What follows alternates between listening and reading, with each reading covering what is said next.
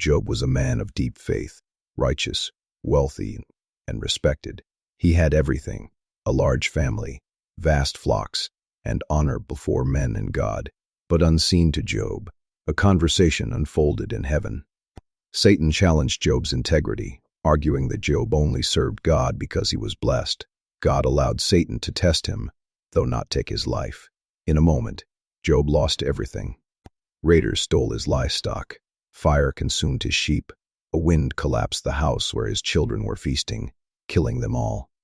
Yet Job, devastated, tore his robes, fell to the ground and said, "The Lord gave, and the Lord has taken away.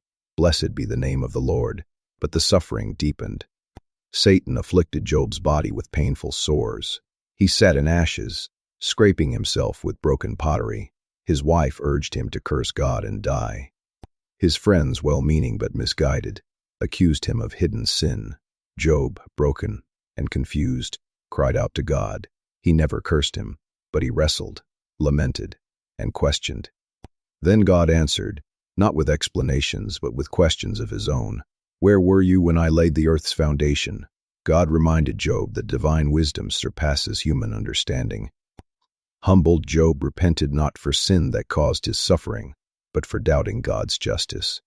In the end, God restored Job, doubling his wealth, giving him new children, and blessing his latter days more than his beginning. What does Job teach us? That faith is not a transaction. We do not worship God because he blesses us. We worship because he is worthy.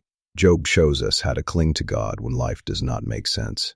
That honesty in suffering is not sin. And that God's silence does not mean he is absent. Through the pain, Job grew, and in the end, God's goodness prevailed. Thank you for watching. Subscribe, like, and share.